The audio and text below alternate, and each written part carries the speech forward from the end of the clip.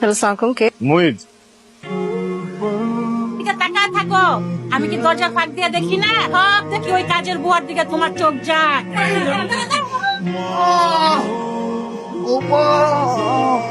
তুমি কিছু মনে করো না বাবা, আর বাইরে গিয়া কাউরে কিছু বইলো না। মানে হয়েছে কি,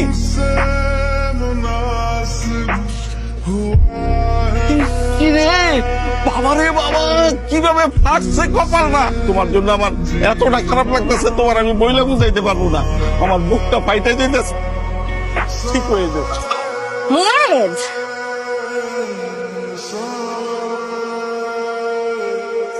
এই ফাঁকটা কেন করতে গেল বলো তো? তোমার কি দরকার ছিল গায়ে হাত তোলার? মানে নর্মালি ছিলাম, বুঝছো, হঠাৎ করে সিম্প্যাথি দেখা যাচ্ছে না। তোমার তো কোনোদিনই কন্ট্রোল হয় না। ছেলেটার একটা সমস্যা আছে, পছন্দ করে সিম্প্যাথি নিতে পারে না। ফাইজলামি করেন আঙ্কেল? হ্যাঁ, আপনার ছেলে পাগল হইলে পাগলা করতে দিয়ে আসেন। তো তুমি একটু শান্ত হও মা, আমাকে 5 মিনিট সময় দাও, আমি তোমাকে কথাটা বলি। চাবি কি করবো? টেবিলে তো চাবি ছিল না। ও আমি ওয়াশরুমে যে বেসিনের উপর যে রাখছি ওটা নেওয়ার কথা মনে দাঁড়াও। হ্যাঁ যাও তো।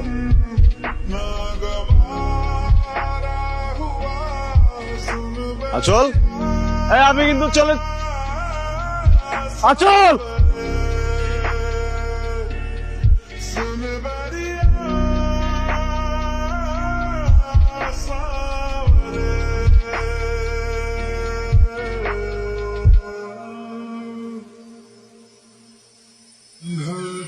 ওদের কাছে ক্ষমতা, টাকা, সব। ওরা আচমের বাবা আমাকে ভয় দেয়, তারা মুখ বন্ধ রাখে।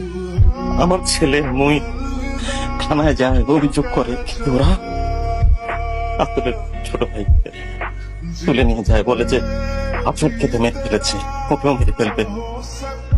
আমার ছেলে দাঁড়ে দাঁড়ে করেছে সেই লাশের জন্য, মানুষের কাছে বিচার চেয়েছে, প্রতিকার চেয়েছে, কিন্তু সবাই ওকে সান্ত্বনা দিয়েছে, সিম্প্যাথি দেখিয়েছে। ও তো আসলে সিম্প্যাথি চায়, সেই বিচার, একটা বিচার হোক। এই কারণে আজকে আমার মইদের এই অবস্থা।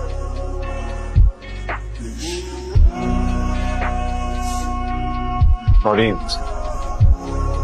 এই কান্না করতেছেন, আসলে অনেক বড় ভুল হয়ে গেছে, আমি বুঝি নাই। আর কখনো কারো গায়ে হাত দিব না। আপনার বাবার পা ধরে মাপ চেয়ে নিব, আমাকে একটু বের করার ব্যবস্থা করে দেন না। ও অনেক রাগারাগি করবে। ও পরিচয় তো করেনি আমার গার্লফ্রেন্ড।